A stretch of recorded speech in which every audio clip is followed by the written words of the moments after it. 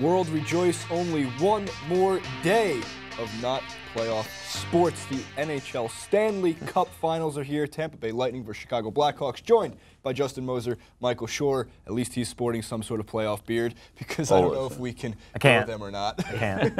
Yes. Sid the kid over here. Right. So, Michael, of course. By the way, this is, identify this show for what it is. This is The Rundown in partnership with TYT Sports and the Postgame. And it's also What the Puck. Oh, well, could you give us the intro? Welcome, everybody, to What the Puck. We're going to go through Chicago and Tampa Bay, make some predictions, preview a little bit of these games, and then, of course, get to everybody's favorite, the playoff beard. So, first and foremost, Chicago Blackhawks, who we're going to start with, and let's take a look at their road to the Stanley Cup this year. It's their third Cup appearance in the last 6 years, behind some amazing play out of Patrick Kane, Jonathan Toews. We can go on a little bit later. Nashville Predators beat them out 4-2. Minnesota Wild in a sweep 4-0. Anaheim Ducks in a great 7-game series where Duncan Keith, I think, played every single minute of every single game. I think he did. At least it seems like that.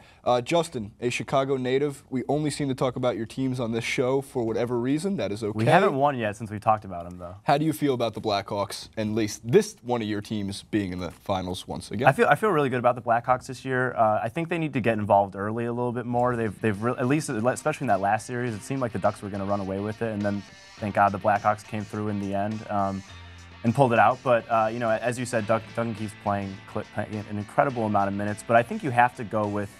I mean, the Blackhawks have been there. It's really been the Blackhawks and the Kings the last few years, excuse me. And I think the veterans are going to pull this one out. Yeah, I absolutely agree that experience goes a long way. Something about hockey players can play into their late 40s, can play longer minutes. It doesn't seem like the wear and tear is as much of an effect. If it is, Duncan Keith will be asleep on the ice by game 3. So, Michael, our NHL expert here, and Ranger fan.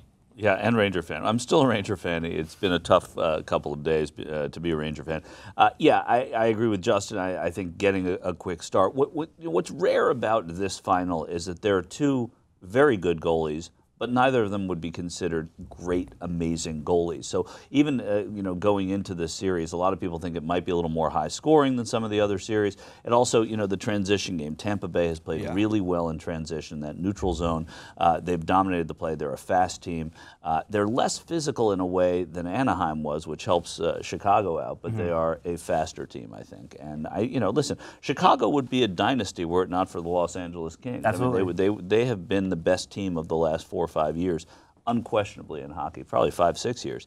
And so this is really going to be about Joel Quenneville saying, all right, we need this in order to establish ourselves as a team of whatever decade. I don't think Joel's the only person saying that. I'm pretty sure the sponsors for the Stanley Cup Finals are also saying this. Yeah, well, the nice thing about this is that it came close to being what would be great for Gary Bettman, which would have been Tampa Anaheim. Everybody who doesn't really care for Gary Bettman would have loved to have seen that series, Tampa versus Anaheim. But Chicago, a premier series, a premier city, an original team, and an original 6 team. Yeah, I know, and Tampa's in the original 40. So that's hockey fans don't care about the ratings. Hockey fans don't care who makes it. I mean, I cared that the Rangers made it. Justin cared that the Blackhawks. But what I mean is that we know Tampa's a great team, and it's going to be great hockey. So to that end, that's not the kind of thing that we focus on. Well, you both touched on very important points with the Tampa Bay Lightning and their offense. I mean, Stamkos Filppula, you just helped me learn how to pronounce. But Tampa Bay does bring a unique element that I feel we haven't really seen since they were last in the Cup in 2003, and Martin St. Louis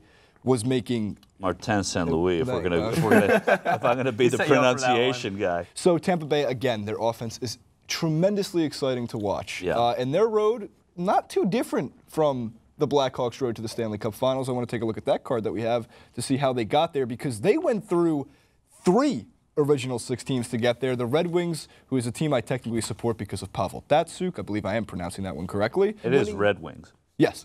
The Canadians 4-2, who many NHL brackets on ESPN.com and NHL.com had winning the Stanley Cup this year. I had them, and they were my prediction to win the Stanley Cup this year. They were a very complete team. Carey Price still might raise his MVP trophy after a tremendous season that he did have. And I'm very sorry to do this to you, Michael, but to bring up bad memories. But the New York Rangers at 4-3. You can't lose 3 home games in the semifinals and the conference finals and expect to make it to the Stanley Cup Finals. So that's what the Rangers did. They weren't the better team, clearly, and so I love Alain Vigneault, I love Henrik Lundqvist, who we had in studio on what the puck. Sorry. I was going to say flick. Right. But the truth is that Tampa was the better team. They were the faster team, the quicker team, the hungrier team. So it's not surprising. I actually have a question for you guys. The Blacks were able to sweep the Wild. Do you think that having those extra games played on the Tampa Bay Lightning, is that going to maybe make them tired in this series a little bit? I don't, because I don't think anybody gets tired in the playoffs. Too Guys much play adrenaline. hurt. Today it came out that the Rangers had 4 seriously injured defensemen throughout the series. Zuccarello? And Zuccarello was beyond hurt. I mean, Terrifying. he was terrifyingly hurt, but he didn't play.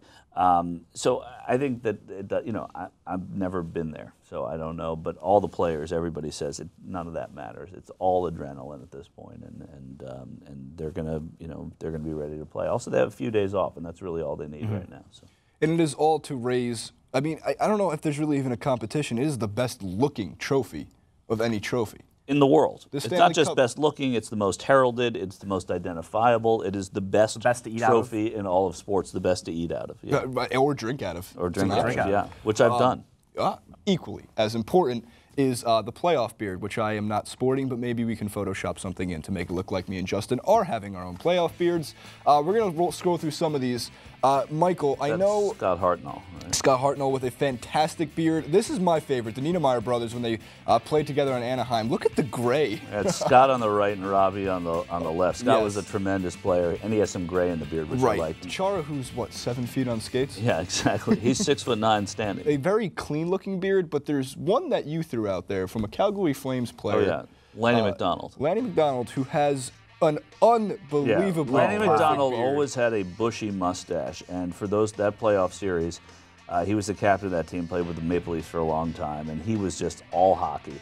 And he had this unbelievable mustache all the time, and when he grew the beard in, it was Yosemite Sam. It was just fantastic. Now, not every hockey player can grow a playoff beard. No. Sidney Crosby is going to help us out right here, because for those who maybe hit puberty a little bit later in life, Right. Like Crosby, or maybe hasn't hit puberty at all. His nickname is Sid the Kid. So he has trouble growing a beard. We want to take a look at that photo because it's great. It really, it is, yeah. That's probably But he after about tries. 6 weeks too. I think that might be about after 6 months. Yeah, that could be 6 months. That yeah, might be it's- better than my beard in 6 months. By the way, I would say Justin would probably compete with Sid the Kid. But that's why I don't play hockey, But yeah, right. because I don't have the beard. Because there's the reason. These are the facts. Michael, any beards from this specific season that you No, think are worth noting? One of the great beards that I know, goalie beards you don't see a lot. Lundqvist had a great beard going. Steve Stamkos now active beard. because he's got the rare blonde beard. You don't see a good, strong blonde beard that often. And Stamkos has the big blonde, kind of Eric the Red, or I guess he had a red one, but the Viking, blonde Viking beard. So I would give my honor goes to Steve Stamkos. Good for Steve Stamkos. And lastly, as always, predictions. How many games and who's winning? Justin, we'll start with you. I think Blackhawks in 5. And is that because we're from Chicago? Yes. Michael? I think the Blackhawks are going to win in 6 games. I think Tampa's going to win one of the games in Chicago and one of the games at home.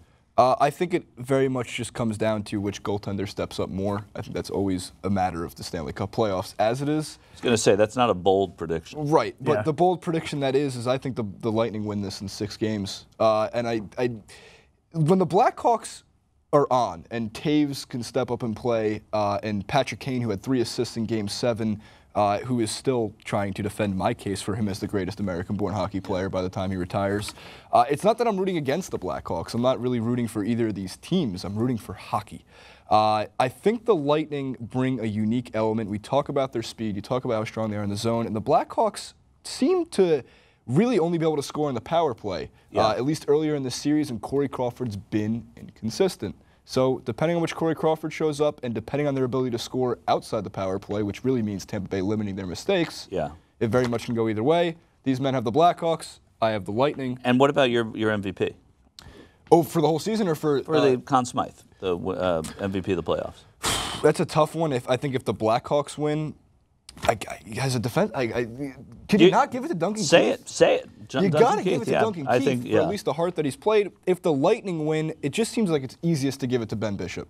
Okay, I think Stamkos, if the Lightning win, I don't think a goalie's going to win a Conn Smythe this time. No. I'm going to go with you on Duncan Keith, unless you see just a scoring rampage from Taves or Kane, I would give it to them. All right, guys, what do you guys think? Leave all your thoughts in the comments section below. Who will win the Stanley Cup Finals and raise what I think is the best-looking trophy in the entire world? As always, this has been the postgame and TYT Sports, The Rundown, Justin, Michael, and Jason. Don't forget to subscribe to both channels, and we'll see you next time.